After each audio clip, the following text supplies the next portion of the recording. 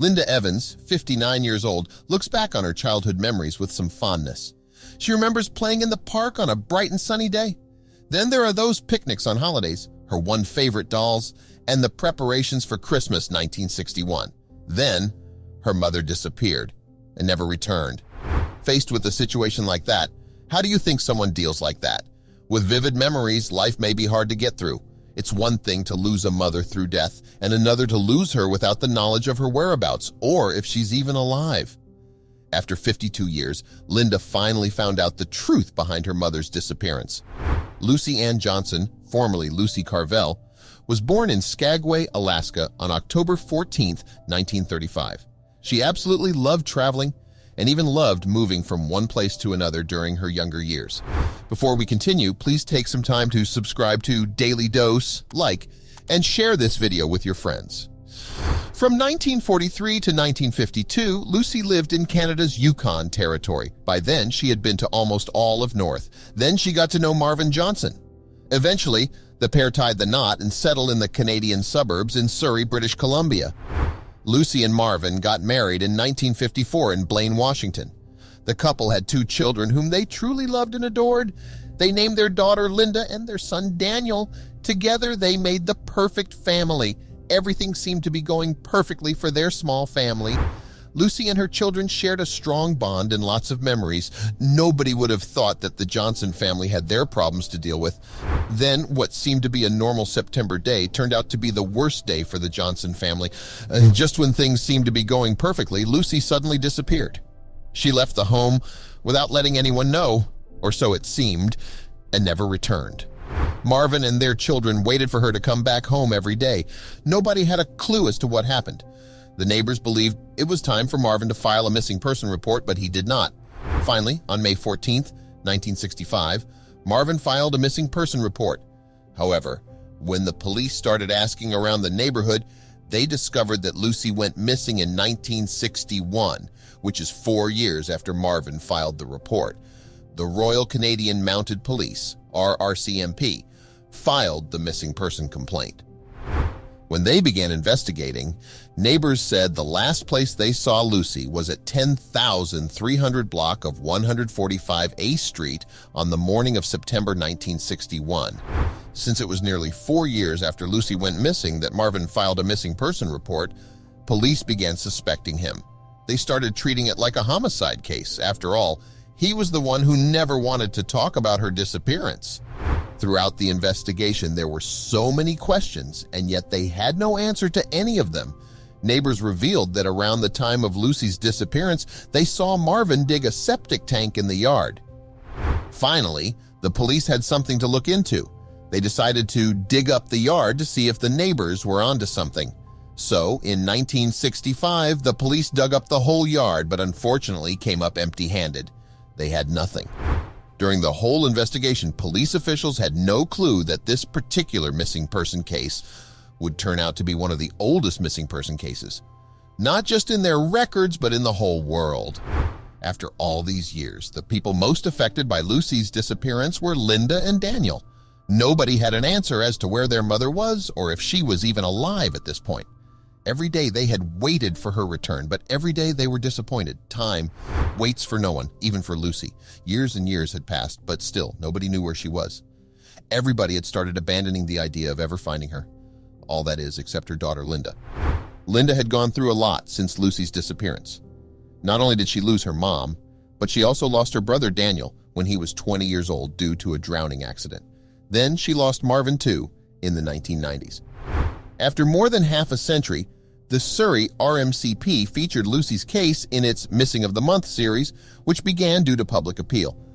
By chance, Lucy's missing person case had been the oldest now. Lucy's missing person case began being featured on various media channels and newspapers, one of them being The Leader. This was an interesting case as she had never been found even until July of 2013.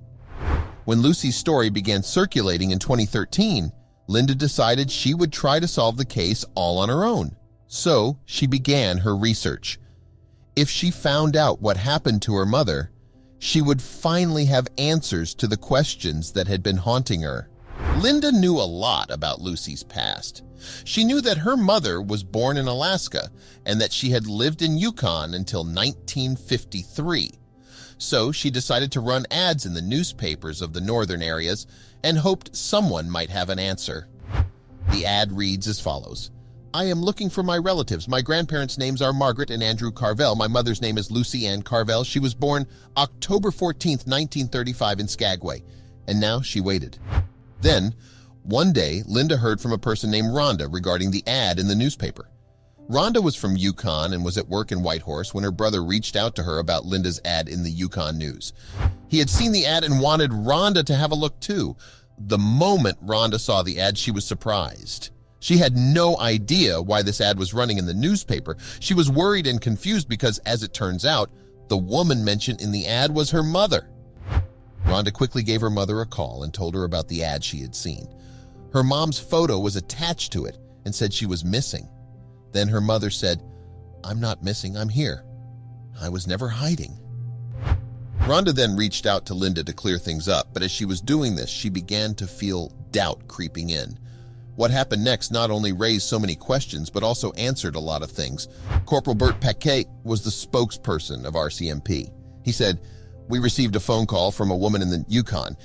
She called and claimed that she had seen the picture of the missing person in the free newspapers and said the missing person we were looking for was actually her mother. There was no way Linda could have prepared herself for what she heard.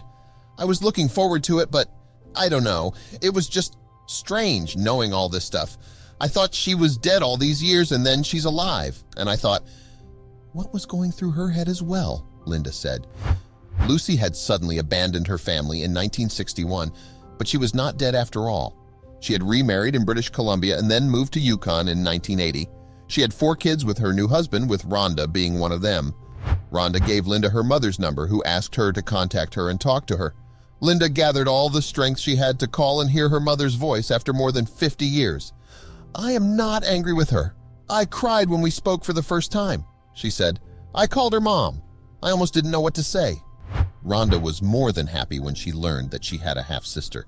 She welcomed Linda into their family with open arms. I didn't know that my mother was a missing person, she confessed. I always wanted an older sister. I'm just happy Linda knows her mother is alive now.